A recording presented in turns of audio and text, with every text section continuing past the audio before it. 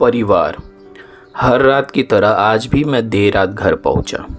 मैं हमेशा इस बात को लेकर गर्व करता था कि लोग अपने बच्चे को मेरी उपलब्धियों का उदाहरण देकर अच्छा पढ़ने लिखने की सलाह देते हैं। खैर, यही सब सोचते हुए मैंने अपनी चाबी से घर का दरवाज़ा खोला।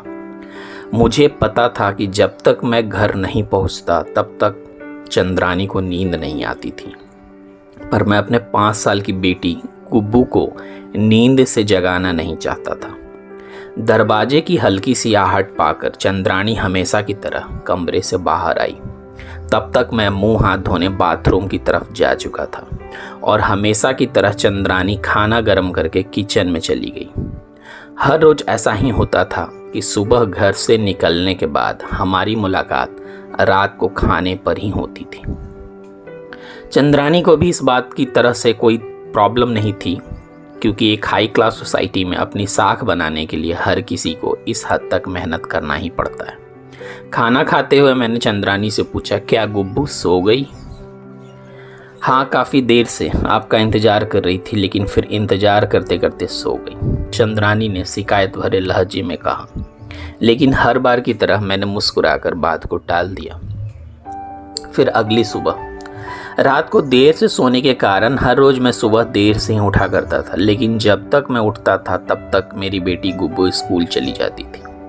गुब्बू की हमेशा से शिकायत रहती थी कि मैं उसे कभी बाहर घुमाने नहीं ले जाता, और शायद इसी बात को लेकर वह मुझसे नाराज भी थी।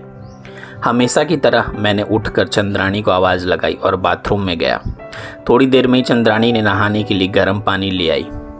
मैंने कहा, तुम नहीं होती तो मेरा क्या होता। हमेशा की तरह मैंने पानी का बाल्टी लेते हुए अपना यही घिसा पीटा डायलॉग मारा, और हमेशा की तरह ही चंद्रानी ने मुस्कुराते हुए खाने की तैयारी करने के लिए किचन में चली गई। खैर, ऑफिस के लिए तैयार होकर जब मैं डाइनिंग टेबल पर बैठा तो देखा कि गुब्बू मुंह फुलाए हुए बैठी है। क्या बात है, आज स्कूल नहीं जाना? मैंने प्यार से गुब्बू के बालों पर हाथ फेरते हुए बोला। गुब्बू ने गुस्से भरी आवाज़ से बोला, आज संडे है। काम की भाग दौड़ में मैं यह भी भूल गया था कि आज संडे, और आज का दिन मैंने गुब्बू के साथ मूवी जाने का प्रॉमिस किया था, लेकिन आज तो मुझे क्लाइंट मीटिंग के लिए ऑफिस जाना था। मुझे ऑफिस जाता देख गुब्बू को अपना मूवी प्लान खतरे में जान पड़ा, और शायद इसीलिए वो मुझसे गुस्से से बात कर रही थी। अचानक गुब्बू ने पूछा, पापा, 1 घंटे के कितने पैसे कमा लेते हो? गुब्बू ने पहले कभी इस रवैये से मुझसे बात नहीं किया था। मैंने कहा, लगभग 1000 रुपया। गुब्बू ने कहा, क्या पापा आप मुझे 500 रुपये उधार दे सकते हो? लेकिन मैंने थोड़ा गंभीर होते हुए पूछा, तुम्हें पैसे क्यों चाहिए? गुब्बू ने मुंह बनाते हुए कहा, मुझे चाहिए, बस चाहिए। खैर, मैंने 500 रुपये उसे दे दिए।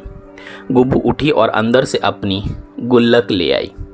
गुब्बू ने अपनी गुल्लक से 500 रुपये निकाल कर 1000 रुपये मेरे हाथ में रखते हुए कही, पापा, कल आप मुझे अपना 1 घंटा समय दोगे? और ये रही उसके पैसे। क्या आप कल मुझे 1 घंटा समय दे सकते हो? मुझे आपके साथ बैठकर खाना खाना है, खेलना है। ऑफिस जाते हुए मैंने मन ही मन में सोच रहा था कि क्या इस भागदौड़ बड़ी ज़िंदगी में सब कुछ खरीदा जा सकता है? क्या रिश्ते में अपनापन, लगाव, प्यार को हम पैसे से खरीद सकते हैं?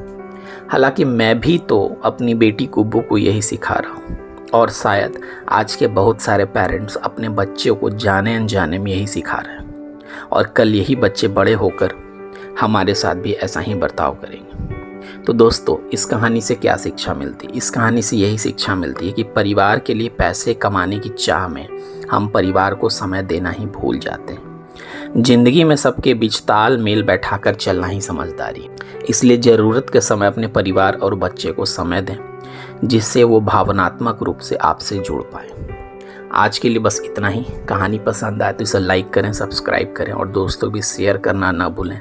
Thanks for watching this channel.